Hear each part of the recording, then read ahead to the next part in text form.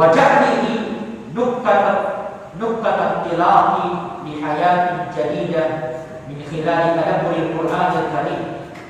Bagaimana dalam nasihat itu dia mendengarkan bagaimana seorang menjadikan bulan Ramadan ya sebagai titik perubahan dalam hidupnya, kehidupan yang lebih baik dengan cara tadabbur Al-Qur'an di bulan Ramadan. Faqtasartu li hadhihi al-mau'izah wa qara'tuhu bi khusyuk. Maka saya pun mencoba untuk melaksanakan ya mau'izah, nasihat ini. Nasihat bagaimana selama Ramadan kita bisa mendapatkan ya dari tadabbur Quran, membaca Quran, perubahan hidup. Maka saya pun membaca dengan khusyuk dan tadabbur Al-Quran itu. Fa ahsastu bihi yaksilu kulla rukami asamin bidahili. Maka saya merasakan bagaimana Al-Quran itu seakan-akan mencuci ya semua kotoran, semua daging, kotoran dosa-dosa, daging dosa-dosa di dalam jiwaku. Nah, ini bagaimana orang yang membaca Quran dengan benar, dengan khusyuk, dengan niat ingin berubah, dia pasti merasakan. Orang ini mengatakan, saya merasakan Quran itu seakan-akan mencuci, ya, membersihkan kotoran-kotoran dosa. Wa badatu udawwinu kulla ayatin ata'assaru biha fi daftarin khas. Maka saya pun mulai menulis setiap ayat Quran yang begitu kuat sentuhannya dan pengaruhnya kepada saya. Saya khususkan, saya tulis di buku tulis. Wa abhasu an tafsiriha, dan saya mencari tafsir tentang ayat-ayat itu. Nah, kemarin kita membaca bagaimana orang yang ingin tersentuh dengan Quran ketika dia baca Quran, dia perlu dibantu dengan merujuk kepada kitab-kitab tafsir. Kitab-kitab tafsir yang ringkas, yang tidak panjang. Nah, ini yang dia lakukan. Jadi dia menulis ayat-ayat Quran yang dia lewati, yang menyentuh dia tulis khusus di satu buku, kemudian dia mencari tafsirnya. Fa'aqra'u ba'da dzalika fayazidu imani wa ahnahu bis-sakinah. Maka saya pun membaca tafsir ayat itu, lalu dia menambah imanku dan saya merasakan dengan itu ketenangan. Wa azharat hayati bil Quran. Maka kehidupanku penuh dengan Al-Quran, diwarnai oleh Al-Quran. Walhamdulillahilladzi bi ni'matihi tatimmus shalihat. Lalu orang ini mengatakan, segala puji bagi Allah yang dengan nikmatnya sempurnalah semua kebaikan. Dia mendapatkan kebaikan Al-Quran, dia berubah dengan Al-Quran, dia meninggalkan dosa dan maksiatnya dengan Al-Quran. Ini kita tanya diri kita, kapan kita meninggalkan maksiat dan dosa kita? Kapan kita meninggalkan pikiran-pikiran buruk kita? Kapan kita meninggalkan cara-cara kita yang tidak benar? Kita sudah bersama Quran, membaca Quran, kita menghafal Quran, kita mendengarkan nasihat-nasihat Quran. Pertanyaannya, kapan kita seperti beliau ini? Seorang yang berubah ya, dengan Al-Quran. Dia baca dengan khusyuk, dia baca dengan tadabbur, dia baca dengan motivasi ingin berubah. Ini yang penting, masalah motivasi kita. Ya. Kalau motivasi kita salah dan keliru, salah tempat, ya, kita membaca Quran bukan untuk berubah. Kita membaca Quran bukan untuk mendekatkan diri kepada Allah. Kita membaca Al-Quran bukan untuk disucikan, dibersihkan, diampuni oleh Allah. Kita membaca Quran sekedar membacanya, sekedar tajwidnya, sekedar hafalannya, sekedar kemudian hal-hal yang seperti itu saja. Kita membaca Quran, menghafal Quran, maka kita tidak pernah berubah dengan Quran. Sekalipun kita telah menamatkan Quran itu sekian puluh kali, sekian ratus kali, sekalipun kita telah mengulang-ulang Quran itu sekian ratus kali, tapi kalau motivasi kita belum benar, belum tepat, belum lurus, kita membaca Quran untuk mensucikan jiwa kita, membersihkan pikiran kita, merubah hidup kita, tindakan kita, maka kita tidak akan pernah berubah dengan Quran. Dia bukan penghafal Quran. Ya, pertama kali dia membaca Quran, dia bukan penghafal Quran. Orang yang kita ceritakan ini, tapi dia ingin berubah. Dia sudah menyesali, dia introspeksi, dia muhasabah. Lalu dia menemukan Quranlah obat segalanya, karena penyakit itu dimulai dari dosa dan maksiat kepada Allah, dan bahkan dosa itu adalah penyakit itu sendiri yang kita harus sembuhkan dengan Al-Quran. Kisah yang lain, istawafatu ayatun min suratil Anfal, innaha qaulullah ta'ala ya ayyuhalladzina amanu istajibu lillahi wa lirrasuli idza da'akum lima yuhyikum wa'lamu anna Allaha yahulu bainal mar'i wa qalbi. Ini ayat di surah Al-Anfal. Ayat yang berbunyi, wahai sekalian orang-orang yang beriman, jawablah Allah dan Rasulnya jika keduanya memanggil kalian kepada apa yang menghidupkan kalian, dan ketahuilah sesungguhnya Allah mendidik atau membarasi seorang itu dengan hatinya.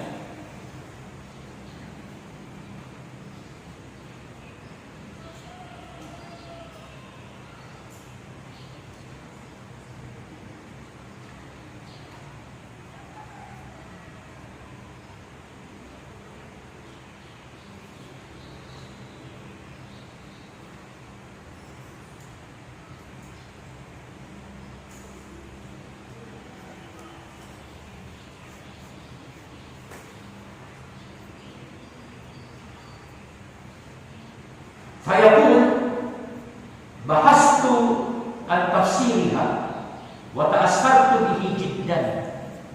Ketika saya mendengarkan ayat ini, maka saya mencari tafsir tentang ayat itu, wa ta'asfartu bihi jiddan, dan saya sangat tersentuh oleh ayat ini.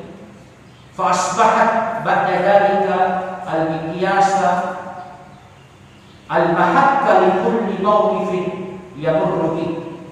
Maka ayat ini pun saya jadikan sebagai miqyas, ukuran, ya, terhadap setiap keadaan yang saya lewati, kondisi yang saya temui dalam hidupku ini.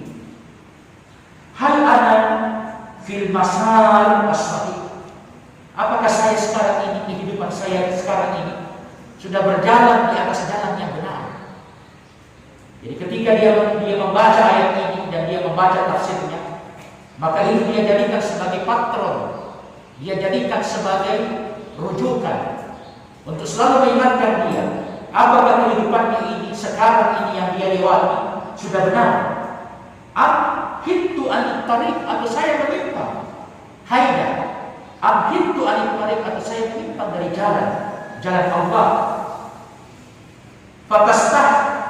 Fakastahithuni lil isra' fil ikhtiyar.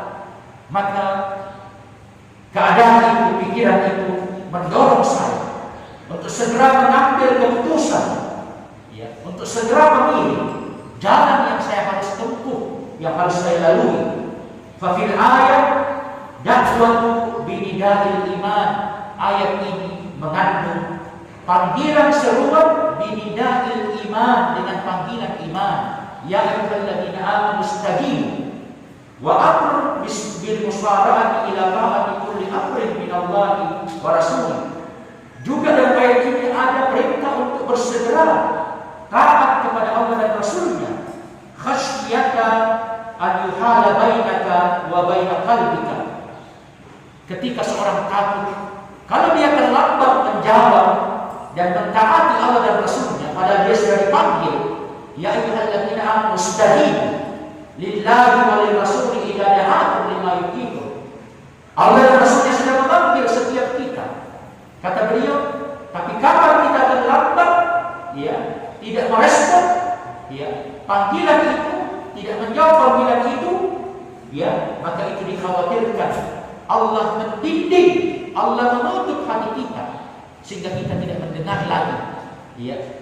Ketika Allah mendidik seorang dengan hatinya, ditutup hatinya, ya, karena sudah habis waktu dia diberikan kesempatan. Allah masih membuka hatinya untuk dia dengarkan panggilan itu. Kita tanya diri kita, sebenarnya kita berada di sini ini, setiap hari kita dipanggil oleh Allah dan Rasulnya untuk berubah. Setiap hari kita dipanggil oleh Allah dan Rasulnya untuk berubah. Quran itu adalah panggilan Allah dan Rasulnya kepada kita untuk kita berubah. Pertanyaannya, kapan kita berubah? Kapan kita menjawab panggilan Allah dan Rasulnya? Kapan kita datang dengan merendah dan menghina menjawab panggilan Allah dan Rasulnya? Mari kata beliau, karena kapan sudah habis waktunya Allah memberikan kepada kita kesempatan, ya, undangan sudah datang, panggilan sudah datang, dibatasi panggilan dan undangan itu kita datang, kita tidak datang-datang, maka ketika kita datang sudah tertutup, sudah habis waktu, ya. Ini yang perlu kita takutkan pada diri kita. Quran yang kita baca setiap hari, Quran yang kita baca setiap hari, itu adalah panggilan Allah dan Rasulnya kepada kita. Setiap pribadi, setiap orang, tanya dirinya, kapan dia menjawab panggilan itu, kapan dia respon, kapan dia datang. Ya, takutlah kita, karena ini ada waktu, ya, ada waktunya. Ketika waktunya sudah habis, ya, kata Allah, wa'lam anna Allah yahudu bainal mar'i wa qalbi. Ketika waktu panggilan itu sudah habis, ketika kesempatan itu sudah habis, nah biar kita baca Quran, kepala kita di bawah, kita tidak perlu berkata. Allah sudah menutup hati kita, sudah mendidik hati kita. Yahudu bainal mar'i wa qalbi. Dia yang mendidik, dia yang menghalangi hati seseorang dengan diri orang itu, maka hatinya tidak bermanfaat lagi untuk dia tersentuh, untuk dia khusyuk, untuk dia takut, untuk dia punya tekad untuk berubah. Ketika hatinya sudah ditutup dan dididik oleh Allah, waliyahulillah. Jadi coba renungkan ayat ini, seperti yang beliau ingatkan pada diri kita. Jangan sampai kita terlambat untuk segera berubah. Idza tawanaita atau taraddadta, jika engkau menunda atau ragu, menunda menjawab panggilan itu, ya, nanti ya, menunda menjawab panggilan itu, atau taraddadta, atau engkau ragu apakah ini baik, apakah ini benar. Kenapa ragu? Karena tarikan dan ajakan hawa nafsu masih besar, ya, tarikan dan ajakan hawa nafsu dunia masih besar pada diri kita. Kita masih ingin bersantai-santai, berleha-leha, bermain-main, bersunda gurau. Maka berat itu berubah, berat itu lebih baik, berat itu konsentrasi, berat itu khusyuk, ya, berat itu mujahadah. Karena kita masih suka, ya, bermain-main, bersunda gurau, ya, kita masih suka dengan hal-hal yang di situ kita menemukan kesenangan, kepuasan nafsu. Bagi orang-orang seperti ini, ya, jangan dia menyesal. Ketika Allah sudah berikan kepadanya kesempatan sekian lama untuk segera baik, lebih baik menjawab panggilan Allah dan Rasulnya. Dia membaca Quran setiap hari, bahkan dia menghafal Quran, tapi dia belum berubah.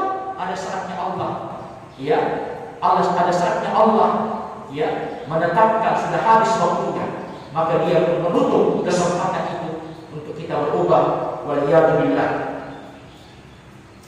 Ini kisah yang kedua, orang yang berubah dengan satu ayat dari Al-Quran, maka dia tidak ingin menunda, dia termotivasi, dia segera berubah, dia baca Quran dengan khusyuk, dia dalami makna ayat ini, kemudian dia mendapatkan sebuah hikmah untuk segera, dan jangan terlambat, jangan menunda, jangan ragu, sampai Allah kemudian mendinding dan menutup hati kita. Waliyadzubillah. Tentang orang kafir Allah mengatakan, khatamallahu ala qulubihim wa ala sam'ihim wa ala absarihim ghishawa wa lahum 'adzabun 'adzim. Allah telah menutup hati mereka, telah menutup telinga mereka, dan telah menutup mata mereka, dan bagi mereka azab yang pedih. Sawa'un 'alaikum a anzartahum am lam tunzirhum la yu'minun. Kemudian yang terakhir, hadhihi fatah tentang seorang gadis. Arafat ta'mal hayat al-haqiqiyah. Kemudian dia merasakan lezatnya, manisnya kehidupan yang hakiki. Yauma tadabbarat kalam Allah, ketika dia telah mentadabburi kalam Allah Al-Quran, fa'ahabbathu wa asar mahabatu ala kulli syahwatiha, maka Al-Quran yang dia baca dan mentadabbur itu menjadikan dia mencintai Al-Quran, dan dia tersentuh dengan cintanya kepada Al-Quran itu. Dia melebihkan, artinya syahwat yang pernah dia lewati, yang dia lalui. Kalau perempuan itu macam-macam pakaiannya, modenya, macam-macam yang merusak perempuan itu. Lawan jenis, pakaian, mode, makanan, banyak yang merusak perempuan, sehingga perempuan itu Rasulullah melihatnya lebih banyak di neraka, perempuan di neraka, waliyadzubillah. Tapi ada seorang wanita yang masih gadis, fatah, dia berubah dengan Quran, dan ketika dia membaca Quran itu dengan baca yang khusyuk dan tadabbur, maka dia pun berubah, meninggalkan model dan kehidupan yang dahulu masa lalunya. Kemudian dia merasakan manisnya kehidupan yang sebenarnya di bawah naungan Al-Quran. Dia tinggalkan syahwatnya, dia tidak ragu tinggalkan syahwatnya, karena dia sudah merasakan betapa indahnya Quran, betapa nikmatnya Al-Quran. Fatakul marartu dzata yaumin wa ana aqra'u fi kitabillah bi ayatin laka'annani aqra'uha li awwal marrah. Kata perempuan ini, gadis ini, suatu ketika saya membaca satu ayat dari Al-Quran. Satu ketika atau satu hari saya membaca ayat dari Al-Quran, dan ayat itu seakan-akan saya baru saja baca pertama kali. Waqaftu hadhil marrah amamaha, maka saya pun berhenti sejenak di hadapan ayat ini. Wuqufan tawilan, bukan sejenak, wuqufan tawilan. Saya berhenti begitu lama merenungkan tentang makna ayat ini. Intaha bi ila bukain syadidin. Ketika saya berhenti merenungkan ayat ini, saya pun menangis. Bi bukain syadidin, dengan tangisan yang begitu keras. Wallada fi ahmadi israran kabiran, maka tangisan itu, sentuhan itu melahirkan tekad dalam jiwaku untuk saya benar-benar berubah. Wa quwwatan la taqfu inda haddin fi tadbiri wa fi nafsi wa ummati. Saya memiliki motivasi yang kuat, yang tidak bisa terbentuk, untuk merubah diriku dan berubah umatku.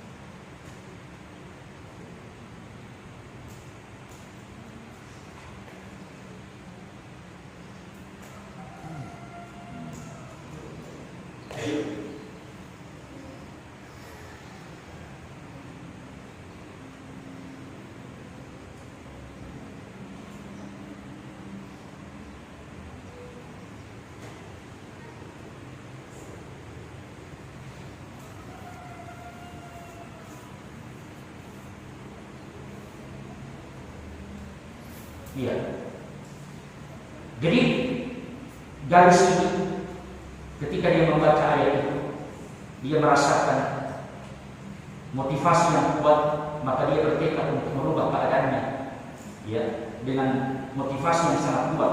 Walau khutwatan wahidatan ilal kamal. Jadi beliau mengatakan, saya harus berubah, walaupun perubahan itu hanya baru satu langkah, tetapi saya harus berubah. Laqad ahsastu bikas arira la tazalu tasri fi awsali kullama raddatuha. Beliau mengatakan, saya menggigil, bergetar, ya, setiap saya membaca ayat itu. Saya kembali tersentuh, ya, setiap saya membaca ayat itu dan saya ulang-ulang ayat itu. Wa ka'annaha tunadini qailah. Ayat itu seakan-akan memanggil saya secara khusus. Ya, ayat itu seakan-akan mengatakan kepada saya, ghayyiri wa illa tughayyara. Rubah hidupmu, perbaiki hidupmu. Ya, kalau tidak, ya, maka kau akan tughayyari, engkau akan dirubah. Jadi dua saja. Apakah kita yang menjadi subjek atau kita menjadi objek? Apakah kita yang merubah atau kita yang dirubah? Ya, seharusnya ketika Quran sudah bersama dengan kita merubah, bukan kita yang dirubah. Dan perubahan itu harus kita mulai dari diri kita.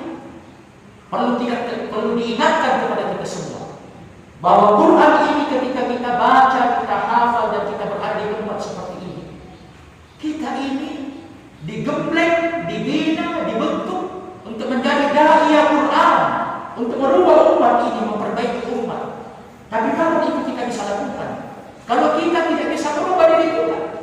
Jadi beliau mengatakan, seakan-akan ayat itu mengatakan kepada saya, ghayyir au wa illa tughayyar au wa illa tughayyar. Kalau mau rubah dirimu, perbaiki dirimu, ya, subjek atau engkau yang dirubah, engkau yang dirusak. Ya. Itu pertanyaan besar untuk setiap kita yang membaca Quran, yang menghafal Quran.